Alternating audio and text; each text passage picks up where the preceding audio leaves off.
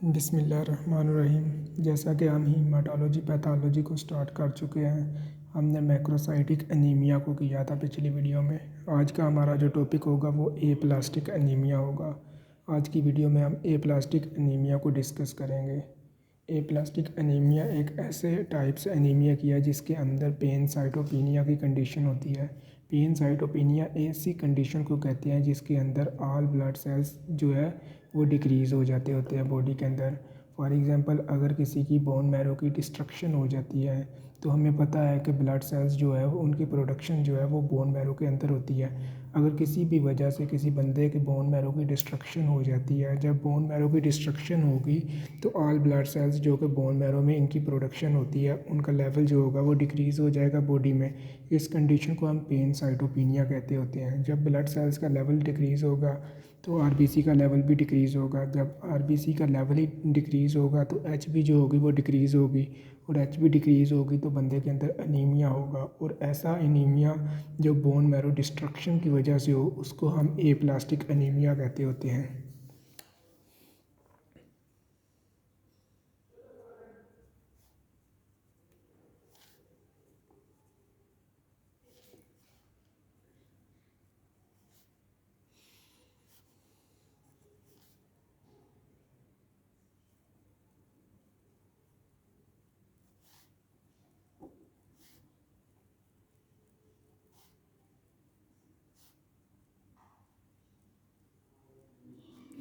ये एक ऐसी कंडीशन है जिसके अंदर तमाम ब्लड सेल्स जो होते हैं वो डिक्रीज़ हो जाते होते हैं। फॉर एग्जांपल डब्ल्यूबीसी, जिनको हम वाइट ब्लड सेल्स भी कहते हैं, लिम्फोसाइट्स भी कहते हैं। उसके बाद प्लेटलेट्स, उनका लेवल भी डिक्रीज़ मिलेगा हमें।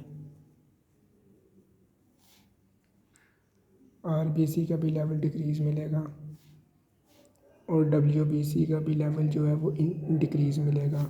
तो ऐसी कंडीशन को हम ए प्लास्टिक अनीमिया कहते होते हैं। अब हम इसके काजेज़ को देख लेते हैं कि कौन कौन से काजेज़ हैं जो कि ए प्लास्टिक अनीमिया करवा सकते हैं।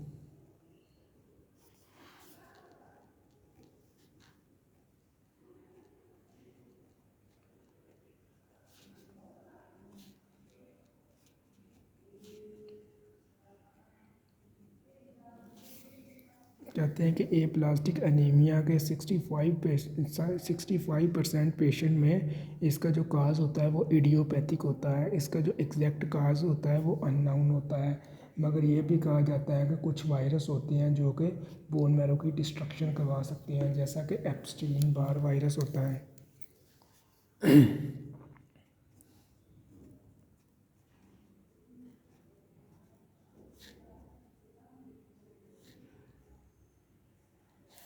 एप्स्टीन बार वायरस शुरू में तो यही कहा जाता था कि ए प्लास्टिक एनीमिया का एग्जैक्ट काज जो है वो अननोन है।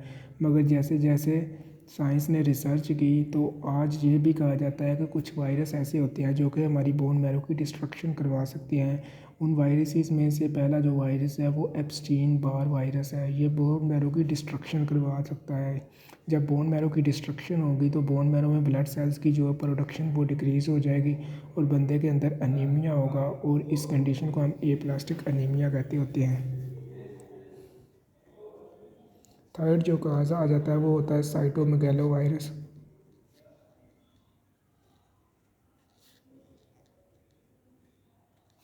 ये भी बोन मैरो की डिस्ट्रक्शन करवा सकता है और बंदे के अंदर अनीमिया हो सकता है। उसके बाद कुछ ड्रग आ जाती है जो जिनका हम क्रोनिकली यूज़ करें तो वो भी बोन मैरो की डिस्ट्रक्शन करवा सकती है, जैसा कि क्लोरमफेनिकोल ड्रग होती है एक।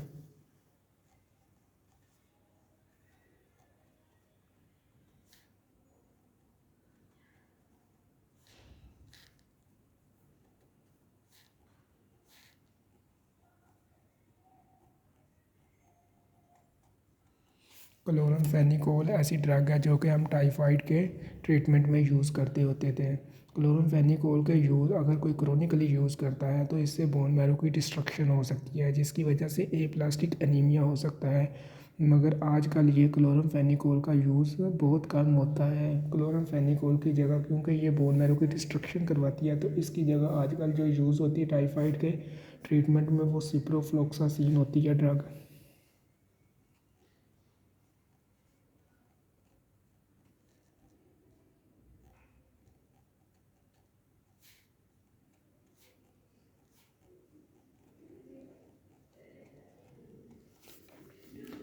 उसके बाद आ जाता है रेडिएशंस।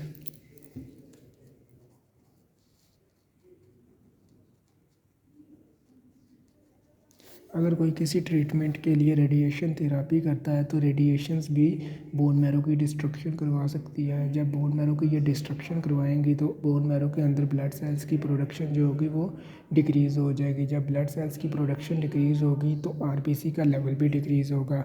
जब आरबीसी का लेवल डिक्रीज़ होगा तो एचबी का लेवल इनडायरेक्टली डिक्रीज़ होगा और बंदे के अंदर एनीमिया की कंडीशन आएगी और ऐसी कंडीशन को हम एप्लास्टिक एनीमिया कहते होते हैं। उसके बाद हम क्लिनिकल फ़ीचर देख लेते हैं इस बंदे के अंदर क्या आते हैं। हमें पता है कि इस बंदे के अंदर बोन मैरो की डिस्ट्रक्शन होने की वजह से ऑल ब्लड सेल्स की जो है वो प्रोडक्शन डिक्रीज़ हो रही है, जैसा कि प्लेटलेट्स की प्रोडक्शन डिक्रीज़ हो रही है, आरबीसी की प्रोडक्शन डिक्रीज़ हो रही है, डब्ल्यूबीसी की प्रोडक्शन डिक्रीज़ हो रही है। तो इस बंदे के अंदर क्लिनिकल फ़ीचर भी जो होंगे वो डिफरेंट आएंगे, जैसा कि प्लेटलेट्स के अगर सिम्टम्स जो क्लिनिकल फ़ीचर जो होंगे वो सेपरेट होंगे, आरबीसी के जो क्लिनिकल फ़ीचर होंगे वो सेपरेट होंगे।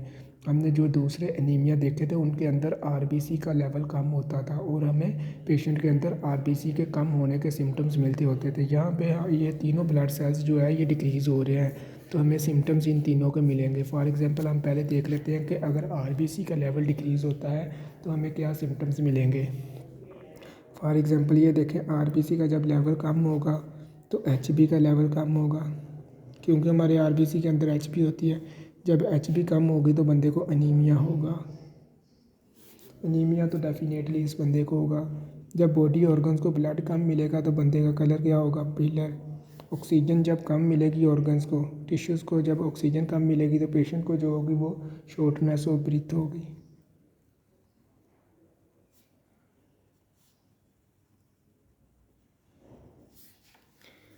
उसके बाद जब बंदा थोड़ा सा काम कर लेगा तो बंदे को मसल पेन होगी।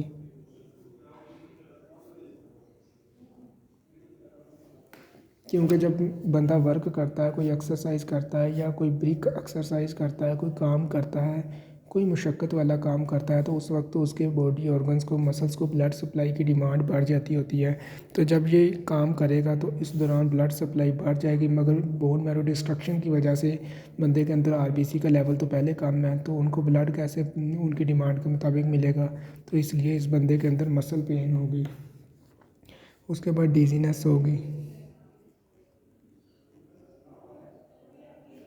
जब ब्रेन को उसकी डिमांड के मुताबिक ब्लड नहीं मिलेगा तो पेशेंट के अंदर डिजीनेस जैसी कंडीशन आएगी। अब हम देख लेते हैं, ये तो थे आरबीसी के कम होने के सिम्टम्स। अगर आरबीसी डिक्रीज़ होते हैं तो वो तो होंगे ही आरबीसी इस बंदे में डिक्रीज़, क्योंकि एनीमिया हम कहते ही उस कंडीशन को जिसके अंदर आरबीसी का लेवल कम होता है। अब हम देख लेते हैं कि प्लेटलेट्स डिक्रीज़ होने के क्लिनिकल फीचर हमें क्या मिलेंगे। हमें पता है कि प्लेटलेट्स जो होते हैं ये हमारी बॉडी में ब्लीडिंग स्टॉप करने में हेल्प करते होते हैं, ये क्लॉटिंग फैक्टर को मेंटेन करते होते हैं। ठीक होगा, ये हमारी ब्लीडिंग को स्टॉप करवाते हैं। अगर किसी भी वजह से किसी भी कंडीशन की वजह से बंदे के अंदर ब्लीडिंग स्टार्ट हो जाती है तो उस वक्त प्लेटलेट्स आके एग्रीगेट हो जाते हैं उस जगह पे और ब्लीडिंग को स्टॉप करवाते हैं। जब इस बंदे के अंदर प्लेटलेट्स का लेवल लो होगा तो इस बंदे के अंदर जो है वो ब्लीडिंग होगी। फॉर एग्ज़ाम्पल कोई ट्रोमा भी नहीं होगा, उसके बगैर ही बंदे के अंदर ब्लीडिंग होगी, स्पॉन्टेनियस ब्लीडिंग होगी जिसके अंदर नोज़ ब्लीडिंग हो सकती है, गम्स ब्लीडिंग हो सकती है।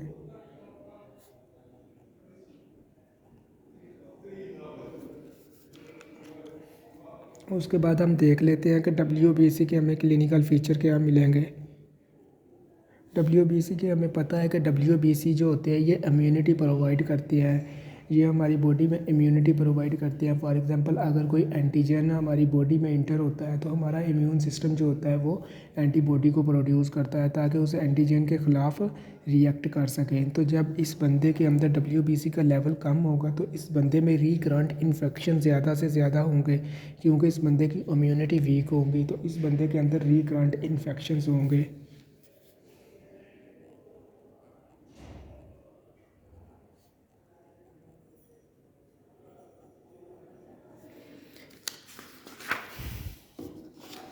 अब हम देख लेते हैं कि हमने इन्वेस्टिगेशन क्या करवानी होती है। इन्वेस्टिगेशन या लैब इसको लिख लेते होते हैं। लैब्स के अंदर सबसे पहले हम इस बंदे का CBC करवाएंगे।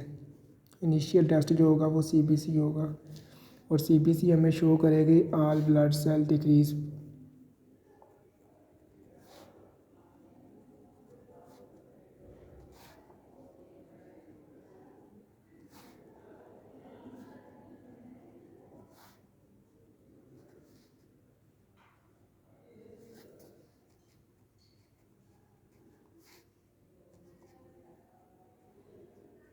इन तमाम ब्लड सेल्स का लेवल जो होगा वो डिक्रीज़ होगा। उसके बाद हम क्या करवाएंगे, जो हमारा बेस्ट इन्वेस्टिगेशन होती है, जो हमारी बेस्ट इन्वेस्टिगेशन इसके अंदर होती है, वो कन्फर्मेटरी डायग्नोज बनाने के लिए वो होती है बायोप्सी। हम बोन मैरो की बायोप्सी लेंगे और इसको लैब के अंदर भेजेंगे और बायोप्सी हमें बोन मैरो के अंदर होने वाली एक्टिविटी को बताएगी। वो बताएगी कि इस बंदे के अंदर ये बोन मैरो ब्लड सेल्स की प्रोडक्शन कम करवा रही है या नॉर्मल करवा रही है। तो ये कन्फर्मेटरी डायग्नोज बनाने के लिए होता है टेस्ट, कन्फर्मेटरी टेस्ट। उसके बाद हम ट्रीटमेंट की तरफ आ जाते हैं।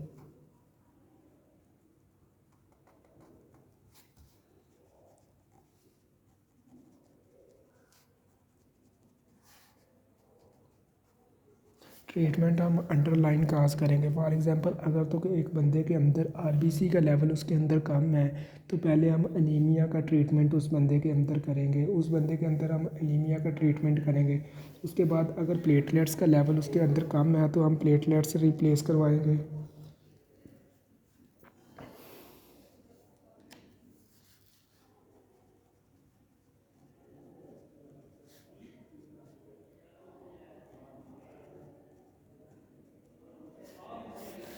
उसके बाद हम जो है वो अगर तो इन्फेक्शन की वजह से, वायरल इन्फेक्शंस की वजह से हो जाता है इन्फेक्शंस, जैसा कि हमने कहा था कि 2 इन्फेक्शंस ऐसे होते हैं जैसा कि साइटोमेगालो वायरस और एप्स्टीन वायरस। ये जो होते हैं ये बोन मैरो की डिस्ट्रक्शन करवाते हैं, तो हम एंटीबायोटिक यूज़ करवाएंगे इस बंदे के अंदर। उसके बाद अगर तो बोन मैरो, उसके बाद इसका जो बेस्ट ट्रीटमेंट होता है वो बोन मैरो एलोग्राफ्ट होता है।